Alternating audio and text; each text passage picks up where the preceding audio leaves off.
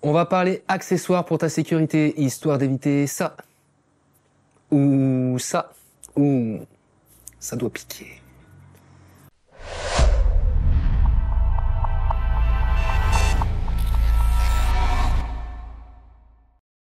Ne faites plus cette erreur.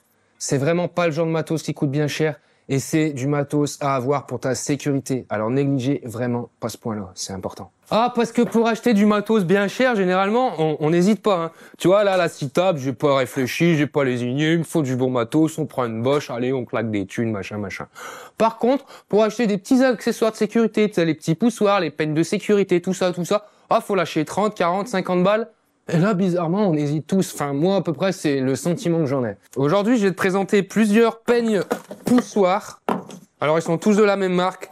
La marque, c'est Bow. C'est des outils qui sont vraiment top. Moi, j'adore ces peignes-là. Après, aujourd'hui, je te montre ceux-ci parce que c'est ceux que j'ai à l'atelier. Achète-en une autre marque si tu as envie. J'en ai rien à faire. Mais honnêtement, achète-en. Tu verras, tu vas travailler serein. Ça va te changer la vie. Parce que tu vois, ça, c'est les petits outils les plus importants à ta vie. Si tu veux en garder 10, investis. C'est mieux pour les sandwichs. Et pour plein d'autres choses. Alors tu vois là, on a différents modèles. On a des modèles pour ta scie table, pour ta table de frisage et même pour ta scie à ruban. Je vais tout te faire voir, tu verras. Ça va être complet comme vidéo. Ces peignes-là, ils vont éviter le genre d'accident que je t'ai mis au début dans l'intro. On appelle ça un kickback. Le phénomène de kickback, tu peux l'avoir dans plusieurs circonstances. Généralement, il y a deux cas principaux et je vais te les énumérer. Premier cas, tu imagines que ceci est une planche de bois. Tu vas la passer entre ta lame et ton guide parallèle. Ta lame va se pincer ta planche va se pincer entre ta lame et ton guide parallèle parce que ton guide parallèle sera trop parallèle. C'est pour ça que généralement, on conseille toujours d'avoir un léger, mais très très léger décalage de table vers la sortie pour que ta planche, quand elle passe en sortie de table, elle ait un peu plus de marge pour sortir tranquille et surtout, du coup, ne pas se coincer pour te revenir dans la face. Deuxième cas, en travaillant du bois très très dur comme l'IP. Ça semble vachement creux, Van Raskin. Voilà, il y a toujours un truc à dire, toujours. Du bois très... Tout à l'heure, tu vas le prendre dans ta gueule, on va voir comment ça sonne, ouais. Putain de merde, là, oh. Pour l'instant, il n'y a personne qui s'énerve à part vous. Bref, tu passes ta planche. Les fibres du bois, vu que le bois est dur, auront tendance à se resserrer autour de la lame. Ça va pincer la lame. Plac, kickback. Évidemment, ce que je te présente, c'est de la super bonne cam. C'est une très bonne marque. Moi, en tout cas, j'adore. C'est de la fibre de verre et du PA. Donc PA, une sorte de plastique.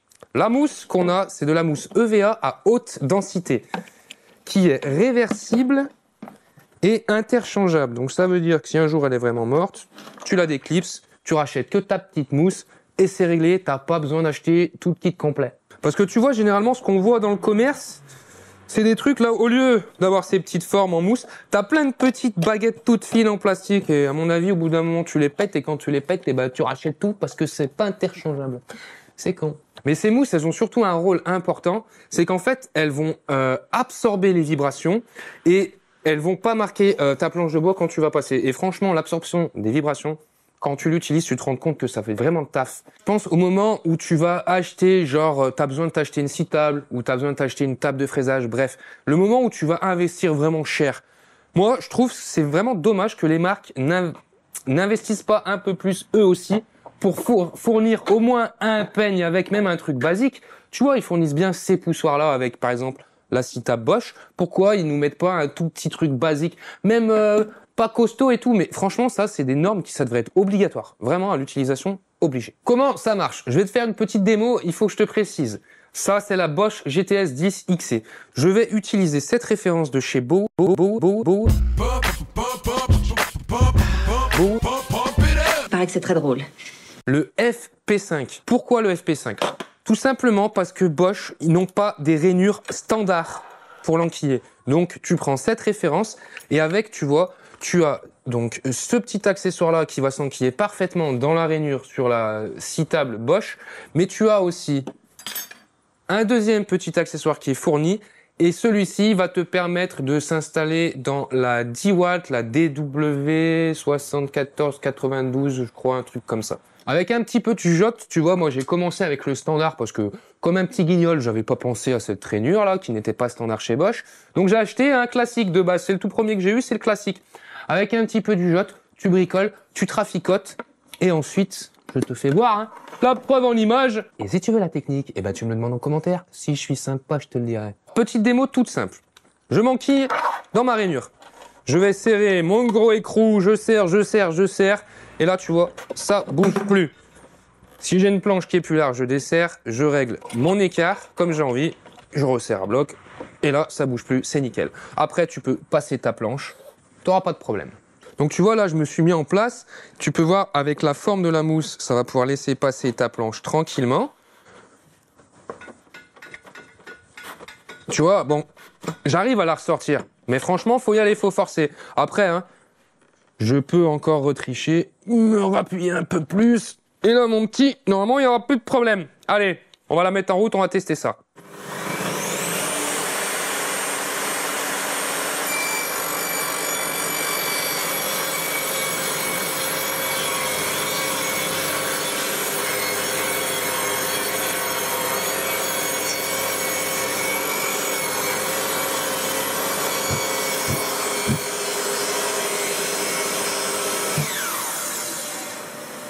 Bon, on va pas parler de la qualité de la coupe, hein. J'ai pas mis une lame faite pour le mélaminer, quoique en dessous, on n'a pas trop d'éclat non plus.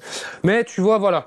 J'aurais pu prendre pour la démo une planche un peu plus large, histoire d'être plus à l'aise. Là, j'aurais pu aussi prendre mon poussoir pour pousser la planche. Mais merde, fais chier. Ok? Tu as vu le principe? Donc là, je t'ai fait voir le Bow FP5 Pro. Le classique, mon petit Flav te mettra la référence juste en dessous. Je vais pas te faire une démo, c'est exactement le même principe que sur ça. Par contre, je vais te faire celui-ci. Alors celui-ci, il est intéressant pour plusieurs raisons. Je m'installe et tu vas voir, tu vas tout comprendre. Pour la simple et bonne raison, je suis une feignasse, donc je vais pas te faire une démo en redémarrant le moteur et puis en fait, si tu veux, ça implique qu'après, il faut que je fasse le ménage. Donc je vais juste expliquer comme ça. Celui-ci, il va pouvoir te servir avec des morceaux de bois qui sont beaucoup plus épais. Au moins, tu n'as pas juste un maintien sur le bas de ta planche. Là, tu es sûr que voilà, là, ça va pas broncher. Ça plaque. Tu vois, je suis pile poil à hauteur. C'est impec. Ça bougera pas. Autre option. Je vais enlever mes deux gros écrous. Là, c'est pour ça que j'aime bien celui-ci. Tu vas comprendre. J'enlève mes deux écrous. J'enlève tout ce machin, tout ce merdier. Fourni avec, j'ai des vis qui sont beaucoup plus courtes. J'ai un autre rail aussi. Et là, du coup, j'en ai deux. Deux tout simples, par exemple. Un pour ma scie table et un pour ma table de fraisage. Donc, j'adore ce machin. C'est qu'en gros, pour 50 balles, t'en as deux classiques ou t'en as un avec les cales. Et je vais te faire voir une autre option qui est bien avec les cales. Je vais te faire voir le remontage. Mon petit Flav, il va prendre son mal en patience. Voilà. Je vais bien prendre mon temps juste pour le faire chier. Tu vois? Donc, je remets mes petites cales, tranquillou.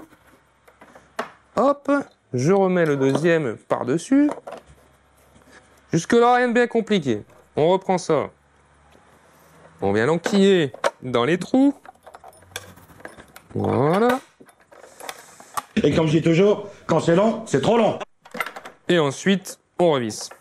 Et voilà, mon Flav, tu peux faire couper. Tu peux couper, cut, couper. Alors, l'intérêt de l'utiliser aussi comme ça, c'est que tu vas pouvoir faire du rainurage sur champ. Et là, quand tu fais ça, je te garantis, tu travailles, c'est easy, tu es en sécurité, no stress, tu travailles, pas de panique, le travail se passe bien et le résultat de travail aussi est parfait. Donc voilà pourquoi j'aime beaucoup cette référence. Alors maintenant, on va passer à la table de fraisage. Mais avant d'y aller, je vais te faire voir que, regarde, je vais démonter, c'est le Bow FP5 de tout à l'heure, donc celui qui va s'insérer dans la rainure de ma Bosch GTS 10 XC. Il a une autre fonction, et ça c'est cool. Tu enlèves le petit rail, tu remontes tout simplement, et là, viens voir. On va pouvoir s'enquiller dans une rainure de ma table de fraisage. Et là, tu vois, je peux m'en servir pour autre chose. J'ai du mal, hein, j'ai du mal. Voilà. Donc, sur ma table de fraisage, tu peux voir que je peux en mettre dans cette rainure-là. Et je peux en mettre sur ma butée parallèle. Alors ça, franchement, c'est le top du top. Au moins, tu es sûr d'être protégé. Tu vois, j'en mets juste un là. Si tu veux être tranquille, t'en mets un autre en sortie. Et là, en fait, là, tu passes ta planche comme ça bronche pas ici, ça bronche pas là. Tu fais un travail vraiment, il n'y a pas plus serein. Et la sérénité au travail, oh là là, qu'est-ce que c'est bien. Personne pour te faire chier, t'as pas un cadre qui te casse les couilles, qui te met la pression, t'as pas un bout de bois qui vient dans la gueule, le petit copeau dans l'œil, tout ça. Non, nickel, zen, impeccable. En vrai de vrai, je pense que t'as compris le principe. J'ai vraiment pas envie de faire des copeaux. Si tu veux, là, je viens de me taper une session rabotage. J'ai passé 2 heures à nettoyer les copeaux. Donc non merci. Ma petite démo avec ma planche version main d'huile, c'est très compréhensif. T'as compris, toi, oui, mon petit Flav? Ouais, bah déjà, ton pas de prénom, et puis oui, c'était. On va quand même pu mettre une planche, quoi. Bon, allez, on va mettre une planche. Non, mais parce qu'il se rend pas compte tout ce que ça impacte. Parce que lui, il croit que c'est du tout cuit. C'est que là, il faut que je sorte la fleureuse. Faut que je la mette dans l'embase de la table de fraisage. Il faut que je mette une fraise. Il faut que je trouve la clé. Il faut que je fasse tous mes réglages pour faire une rainure. Mais on va le faire parce qu'il y a encore des petits rageux qui vont mettre des commentaires. Oui, mais t'aurais pu faire les tests parce qu'on se rend pas bien compte. Oh là là. Oui, c'est chiant. Oui, ils sont français ceux-là aussi. Ils sont comme toi, hein. Putain, fodesse, comme on dit chez moi. J'ai mis une petite fraise à queue d'aronde, une fraise de chez Freywood. Si tu veux en savoir plus chez Freywood, La vidéo ici. voilà. La fleureuse est installée, la mèche elle est installée. Le peigne presseur, on va se le régler.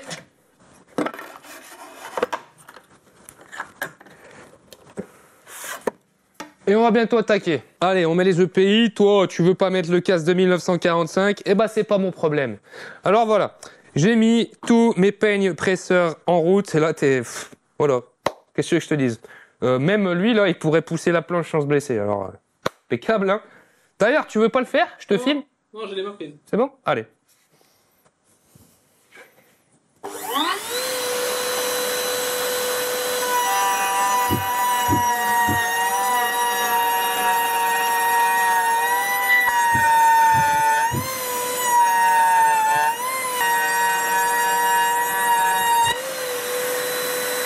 T'as pu voir que je m'en suis pris plein la gueule, j'ai pas pris le temps de mettre l'aspirateur parce que lui après il attend, il se plaint parce qu'il porte la caméra et du coup moi après je me plains parce que je passe l'aspirateur 20 ans à l'atelier. Merci à tous. J'espère que vous allez mettre un petit like sur cette vidéo parce que j'ai fait la rainure, bon sang. C'est vrai, il fallait le faire, c'est mieux, c'est plus cool, au moins vous avez pu voir. En fait, c'est quoi? Je les ai même peut-être un peu trop pressés tellement ça maintenait, t'as vu, je poussais pour dire que en vrai tu travailles en sécurité. Voilà. La planche elle passe, t'es sûr de pas te la prendre par la gueule, surtout qu'une toupie comme ça, bon, c'est pas une vraie toupie, on est sur une table de fraisage, mais bon, t'es quand même sur une fraise qui est face à toi, qui tourne à 10, 12 000 tours minute, j'en sais rien, même plus. Franchement, ça peut être très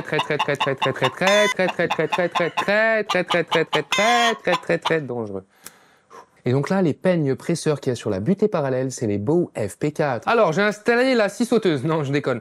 Là, c'est à ruban. Si t'as pas la ref, t'as qu'à voir mes vidéos, tu comprendras. Et là, je vais te faire voir le peigne poussoir qui est exprès pour la scie à ruban. Alors celui-ci, je l'aime bien parce qu'il est simple. Dans les réglages, tu vois, petite manette, tu gères ta butée de profondeur, tu reverrouilles, c'est réglé, il y a pas de souci. Là, tu vois, c'est une petite scie à ruban. Si jamais t'en as une grosse, qui a donc une capacité de coupe plus élevée, tu as une extension qui va venir se clipser juste ici. Et qui va arriver qui va monter plus haut. Donc en fait, tu vas pouvoir vraiment optimiser ce peigne-là. Maintenant, tout simple, tu vois, tu as un galet. Ah oui, d'ailleurs, tu as plusieurs tailles de galets pour s'adapter à la rainure de ta machine. Donc moi, j'ai mis le plus gros. Là, je vais tout simplement me mettre ici. Je vais caler ma planche pour faire mon réglage. Je déverrouille, tu vois. Et là, je vais me caler à peu près comme ça. Là, j'ai réglé mon écart. Tu vois, c'est ovale et du coup, ça bouge comme ça. C'est normal. Là, je vais passer ma planche et en fait, la languette en plastique, voilà, va me retenir, tu vois. Et après, je l'ai encore pas assez rapprochée, je pourrais la coller un poil plus. Et là, tu travailles en sécurité. Et ça aussi, c'est le top. Pareil, si tu veux travailler sur champ. Alors là, tu travailles sereinement. Il n'y a pas mieux, c'est impeccable. On fait une petite démo ou...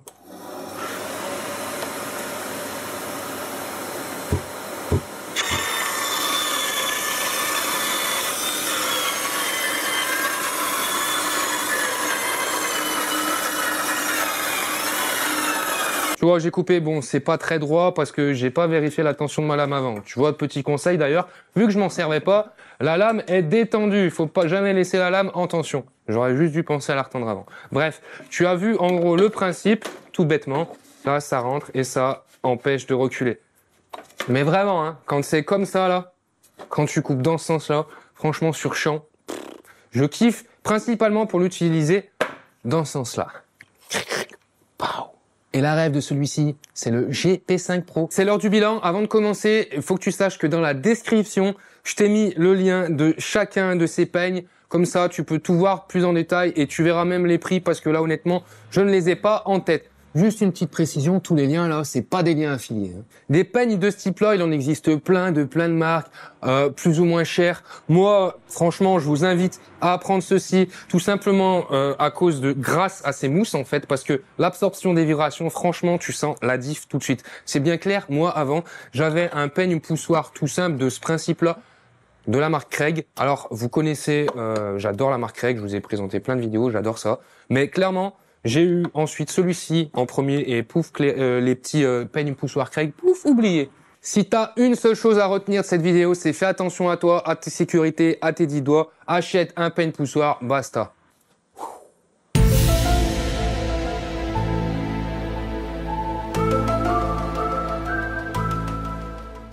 C'est tout pour moi, comme d'hab, le petit blabla habituel. Je t'invite à mettre un petit like, la petite cloche, tu partages et si c'est pas déjà fait, abonne-toi s'il te plaît, ça fait toujours plaisir. Ciao!